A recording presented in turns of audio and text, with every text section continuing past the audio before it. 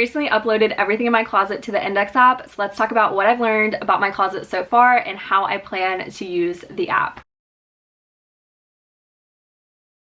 So if you have not heard of Indyx, it is a digital wardrobe for your closet. Think of Clueless, where she has that outfit planner that she can pull things directly from your closet. That's basically what this is, but it also gives you amazing closet insights. If you're able to put in all the information that it asks you, you can get all kinds of stats on cost per wear, how long you've had the pieces in your closet, percentages of what in your closet is new versus secondhand, which category takes up the most in your closet, all stats that I find very, very interesting. You can also use the app to plan outfits, track the outfits that you're wearing on the day-to-day basis, put your wish list items in so you can then style the items that you're considering purchasing with the items that you already have in your closet. Okay, so to add items to the Indyx app, you have to take a picture of every item. I know some people have used the product photos off of online. I personally took photos of nearly everything in my closet. So to add items to your closet, you take a photo of the item, then it removes the background for you, and it prompts you to enter the brand, the category, the color, and the size. The color and the size are not required. I have not been entering the size for mine. I didn't find that that was what would be most helpful for me, and I uploaded everything. It took me about, I would say it took me like 4 hours a day for like 4 or 5 days. Editing Olivia here, let me clarify, it took me that long to upload 381 items. I know that this is more clothing than anyone needs. I am someone who just really loves clothing, and this is one of the only things that I spend my money on. I don't really invest in my makeup or like get my hair dyed or do any kind of monthly self-care. So this is kind of where I choose to spend my money. Let me be the first to say that no one needs this much clothing, and reducing my consumption is something that I am trying to work on. So I skipped the size just to add a component to remove. So in the brand line, I have been putting the brand name, and then I've also been noting, just for my own knowledge and for anyone who's browsing my closet, whether it was secondhand or not and the year I purchased it. Now there's a separate place where you can put that kind of information later on after you've created the item initially, but I don't think that those details are public if you have your closet as an open public closet. So I just like to indicate it right there on the line so you can tell what year it came from and whether I got it secondhand or not, if you're looking for it, or just to give you that extra insight of my closet whenever you are browsing it. I got the paid version of the subscription because it opens up every tool that they have in here for your disposal. I think it's about $75 a year. I think that comes out to like $6 a month. So I'm not sure which of these tools are not available if you only have the free version of the app versus the paid version, since I have the paid version. So after you've uploaded the item, if you go in and click on it, there are 3 different tabs: the cost per wear tab, the product info tab, and the tags tab. So in the cost per wear tab, the first one is items worn. I've not been filling this out on my own. I did for like my ring, just because I know that I've worn it pretty much every day since I got it. But I realized that me trying to take a stab at how many times I've worn it is not going to be the most effective way. So this line will actually get filled out automatically by the app as you're going in and tracking your outfits on the calendar. So there's a calendar where you can put in the outfit that you wear every day of the week. With the paid version, you can put both the outfit and the selfie, and it does allow you to put multiple outfits as well. Say you went to work and then you did a workout after work and then you went to dinner that night. You can put in all those different outfits there, but the app will automatically count the amount of times that that item has been featured. I don't think it, I'm thinking that it only counts the calendar, not if you've just styled the item for fun in a collection, but I could be wrong about that. But my understanding that it pulls in every time you've styled the item on the calendar, and that starts counting your times per wear, and then it will automatically start to divide that against the cost to tell you your cost per wear. Times worn, leave blank for now. Source, you can select purchase, gift, or self-made. I would select gift if it was gifted from a family. I also select a gift if it was gifted from a brand. I used to do a lot more work with brands than I do now, so I do still have items in my closet that were gifted from them like 5 years ago. I also indicated that in the brand like title item for the piece so that anyone browsing my closet can know that it was gifted to me if it was gifted by a brand. Then you can put secondhand, yes or no, date acquired. I was really anal about this. If I could find the exact receipt for it, either on the Poshmark app or the eBay app or through a receipt in my email, I would go back and find the exact date Otherwise, I just took a guess. I generally have a pretty good memory about when I got things, where I got them, how much they cost. So I just primarily went off my memory unless I knew I could dig up the actual receipt, and then I did that. But you want to put, you know, the estimated date acquired, the purchase price, and then the original retail price. I was often guessing on the original retail price, especially for thrifted stuff. And whenever it came to the purchase price for a thrifted item, I feel like it ranges, but if it was thrifted like from Goodwill, I was just guessing $5 every time because I feel like that's a good median number to guess for thrifted items. So you can put your purchase location if you want. That's one that I have not been filling out. The resale value if you want. I have not been filling out that one. And then if you end up selling the item, you can then put the date that you sold it and the sold price. Okay, I did also just see in the app that they are working on a resale platform. So listing all of this information in here would be very helpful for then reselling the item through the platform. I found this by going to someone's open closet. You can hit a little notification bell if you really like an item that they have in their closet. And then if they decide to sell it within the Indyx like resale platform, you will be notified. So that's pretty cool too. The next tab is product info, so that's where that brand line is.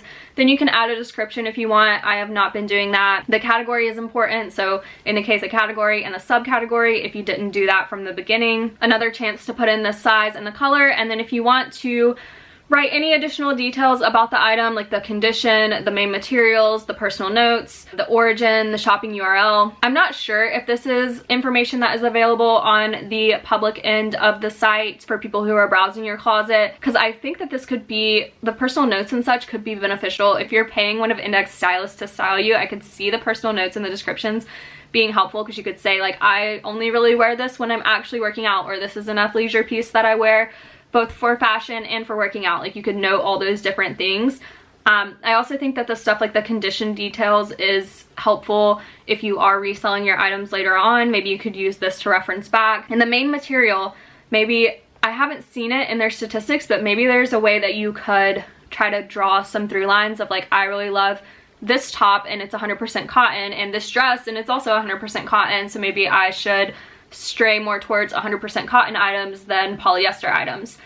I haven't been utilizing those things, but that's kind of what I'm thinking that you could for those. And then the third tab is tags, where you can indicate the season, the visibility, the location if you would like say it's in my closet that's on this side versus my closet that's on that side, because my closet is split and I'm like in the middle of it right here. And then you can also add custom hashtags. So what I've been utilizing is the season and the visibility. I will mark it as a favorite if it's an item that I do wear on a consistent basis. This I found is helpful for styling. I've also been using Allison Bornstein, I believe is how you say her name. I kept thinking of like the Berenstain Bears and was saying Bernstein or something along those lines. Allison Bornstein. AB closet system when organizing my items on the Indyx app. So I've been adding in the custom hashtag area either regular or never, or I'm just skipping it if it's not a regular and it's not a never and it's in between. I think Allison would say to pick one or the other. I've been doing it as a regular and as a never because I'm gonna try to style all my nevers that are nevers that need to be styled. There are different categories that she has below never. But my point is, you can write little descriptions in these custom hashtags, and then whenever you're styling, say you're styling a piece that is a never and you know that it would be a good strategy to try to style that never with some of your regularly worn items. You could then type in regular whenever you're searching for the item, and only items that have regular in that custom hashtag will come up. So it's just another way to like organize your closet for styling's sake. I think the favorite is a good tool to use combined with the regular if you're using Allison's AB closet method. I also like the visibility that you can put private. I'm considering uploading some of my wedding looks to the app so that I can play with them and style them there, but I wouldn't really want anyone else to see them yet, so that would be a good place to use private. Do not style, I think, is also helpful. Something that you know you'll only use for a certain purpose, and you don't, if you are working with a stylist or if people are styling your public closet, you wouldn't wear the item even if they did style it. Okay, I just had another thought with this. If it's an item that is still in your closet but doesn't currently fit you, that would be another reason that you may put do not style. And then they have the archive if you have gotten rid of the item, but I have found that this still keeps the item in your closet. Like, you will still see it whenever you're scrolling through your pieces. So if you don't want to see it at all anymore, I've been deleting it just to get it completely out of my vision because it's distracting. Okay, I realized that I probably should not be deleting the items because once we get into some of the analytics of like the investment, if you're deleting the item, then it's deleting the, probably, I'm assuming it's deleting the cost of the item from the year that you bought it. So you want to make sure that the item still gets tracked towards those kind of analytics. So maybe don't delete it. I'm not sure if marking items as sold or donated hides them from your closet whenever you're going into style things. I was deleting it merely from the styling perspective of trying to get it out of even being an option of something that I could style. So I'm not sure.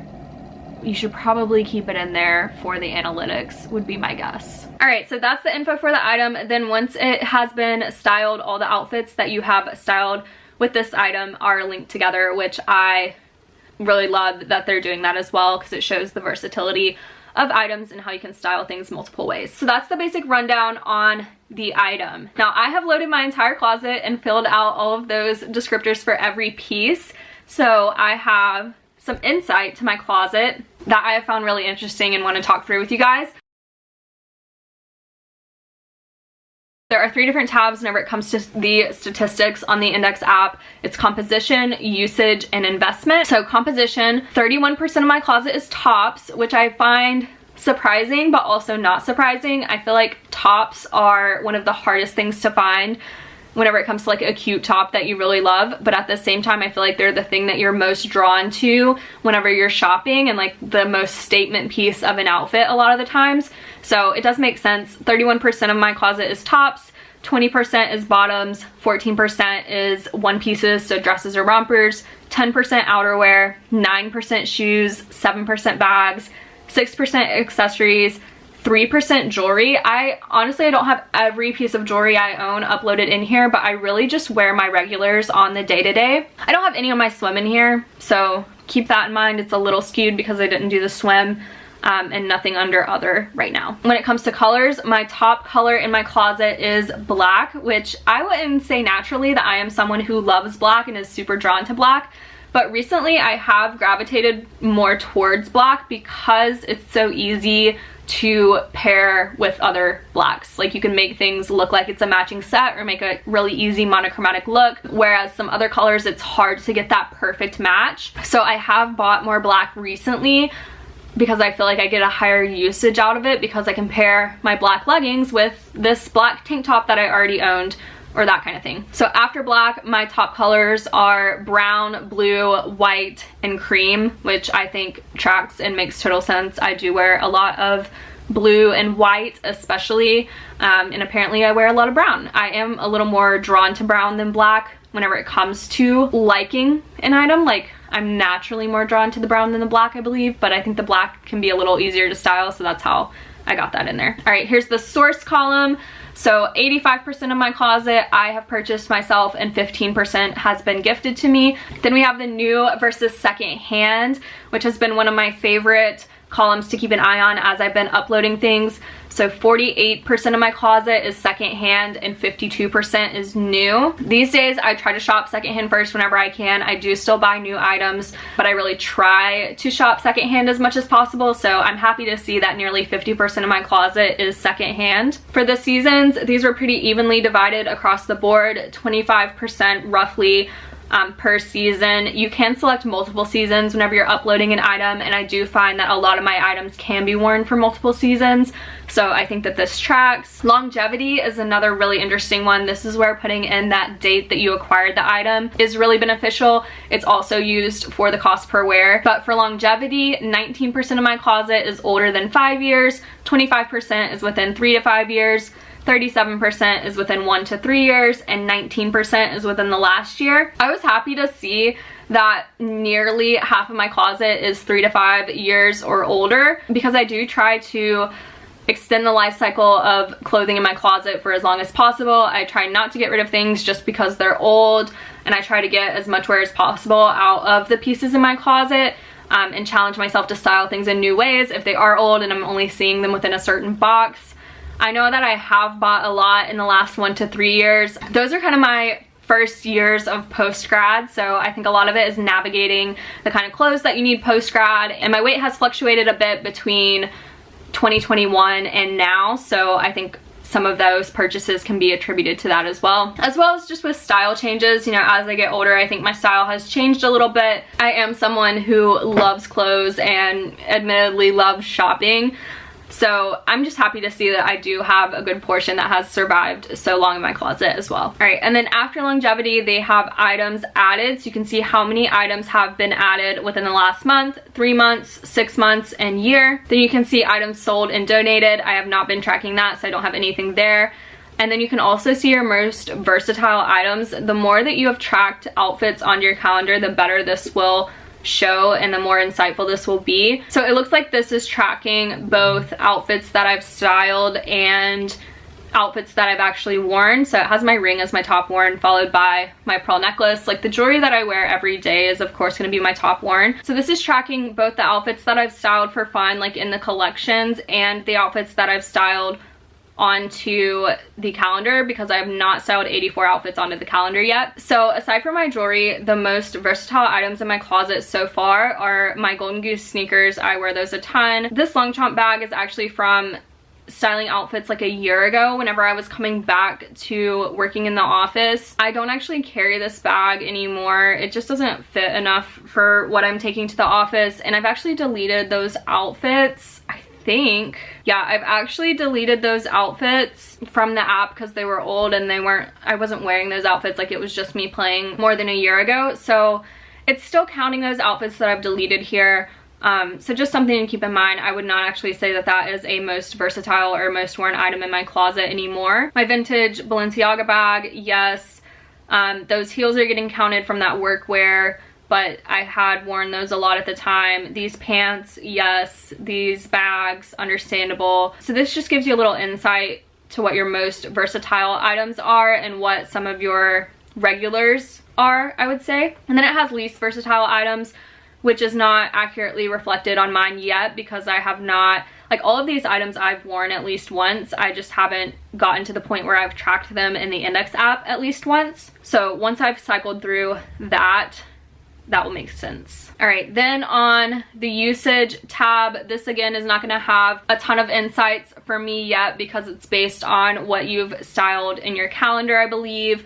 So utilization, this is items that were logged to your calendar at least once in the defined period divided by the total number of items in your closet. A higher percentage means that you're actively wearing more of your wardrobe. So this is the percent of your wardrobe that you are wearing per month, 3 months, 6 months, and year. So mine's at 15% across the board right now. I have not tracked enough for this to really be accurate. Then you can see your most worn items and your least worn items. So that's similar to the versatility tab. And then you can also see the total number of wears, like the average number of wears per category in your closet. So again, mine is not going to be accurate right now, but it's saying that on average I wear each item in my closet 5 times, jewelry being 42 times because I wear my jewelry over and over every day, outerwear 2 times, bags 2 times, shoes 2 times, top 1 time, bottom 1 time, one piece 1 time, accessory 1 time. This is just not going to be accurate right now because I haven't tracked enough. And then it's doing the same thing for cost per wear. So it estimates right now that my total closet average cost per wear is $29. Accessories average cost per wear is $75, bags $52, one piece $43, shoes $31, top $20, bottom $16, jewelry $9, and outerwear $3. And then it gives you the number of wear per color. So gold is being my top because it's tracking my jewelry the most, and then cost per wear per color as well. Then it also shows the number of wears for new items versus secondhand items and the cost per wear for new items versus secondhand items. Again, gonna be off for me right now. 2 times per new item, 1 time per secondhand item. Cost per wear being $38 per new item, $17 per secondhand item. And then it has your most worn outfits. So if you're wearing an outfit that you've already worn before, you can track it again on the calendar and it'll tell you that you've worn this outfit this many times. And then it has least worn outfits. So these are outfits that I've just styled playing around but have not actually worn yet. And have not been tracked on the calendar yet. Then the third tab of the insights on the Indyx app is your investment. So this is where it compares your total spend to your total value and your spend by category, really to see where you're putting your money in your closet.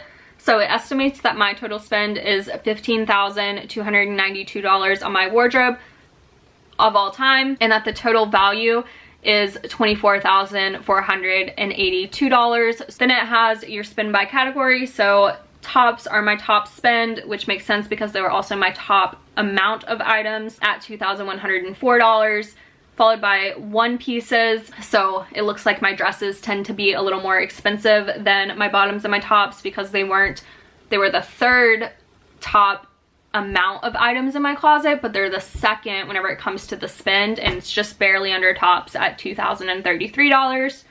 So you can see where most of your money is going in your closet. Then you can see the average spend by category. So on average, I spend $63 on bags, $51 on shoes, $41 on dresses, $29 on accessories, $28 on jewelry, $26 on outerwear, $21 on bottoms, and $20 on tops.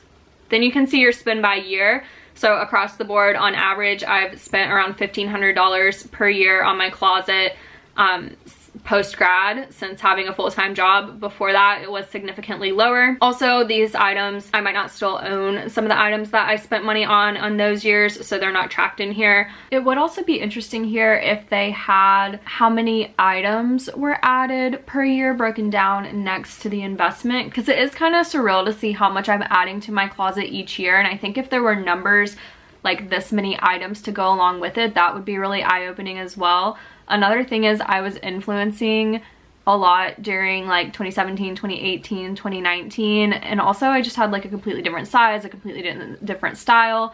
So a lot of that is not reflected here. I personally felt in 2018 and 2019, especially whenever I was like trying to be a fashion influencer, that there was a really high turnover of items coming in and out of my closet. So if I were tracking it back then, I would have been able to see that a little better. So I think that that's kind of worth acknowledging for these years as well. Just that in the last year I've added 76 items is wild to realize. I feel like whenever I was looking at the $1,500, it wasn't really phasing me because I was like, yeah, that probably is about how much I spend in a year on clothes and shoes and accessories and things like that. But knowing that it's 76 items in the last year is eye-opening to see. Shauna would say shopping as a hobby, which I agree, and I am definitely, what I'm about to say is that you'll be able to see over the last few years that I have made changes with my shopping habits, meaning that I've gone from shopping a lot of firsthand to shopping a lot of secondhand, but now I think my challenge is changing that shopping habit as well so that I'm not buying as much. Because even though it's better that I've diverted a lot of the shopping that was firsthand into secondhand shopping, I still don't need to be consuming this much clothing. It's just whenever you get into, or you're buying things just because you love the experience of shopping, or you want the dopamine hit of buying something, and then you get home with it and it's not perfect for you and you wish you don't have it. I know I've certainly made a lot of shopping mistakes where I've just been caught up in the moment or just in the mood to buy something. So trying to stop myself from shopping whenever I have those moments, seeing it here gives you kind of a trackable, tangible goal to reduce how many items you're bringing in each year, or maybe how much money you're spending each year if that's your goal. So I'm hoping that seeing my shopping habits in a tangible format like this and tracking what I'm wearing will help me shop less. When I first started shopping secondhand, I found that I was, really kind of addicted to finding things at the thrift store. It's like, oh my gosh, you found this brand that you never thought you would see, or wow, this item is trending and it's something that's being sold in current stores and I'm so surprised to have found it here for this cheap, and doing hauls every time of the items that I was buying, and truly thrifting as a hobby for a long time. That was like the one thing that I liked to go out and do on my own. So I have made changes with that kind of shopping behavior by not allowing myself to go thrifting like once a week. I was going like once a week before. So setting kind of boundaries with myself of how often I can go to the thrift store, but I am currently getting that same kind of thrill of like, oh my god, I can't believe I found this secondhand. I can't believe I found it at this price. The hunting of it, I am getting that same kind of thrill from shopping on secondhand websites right now, like Poshmark, Depop, eBay. So I think that the energy is still out there and has just kind of shifted from the thrift store to Poshmark. So I do need to kind of rein in my online secondhand shopping as well. And then it kind of divides secondhand versus new in this area as well. So you can see that I was really not shopping secondhand all that much in like 2020, 2021. Then 2022, I really started to get into secondhand shopping and discover how much you could find on the secondhand market. And that really became a priority for me in 2023, 2024, and 2025. It's hitting that more like 50% range of it being secondhand. And then you can also see your spend per month tracked back like for as long as you've been tracking. So you can see which months you spent more, which months you spent less, all of that stuff. So that was a lot, but those are all the different analytics that you can see within the Indyx app, which I have just found so interesting. Aside from that, I am using it to track my outfits on the day-to-day basis.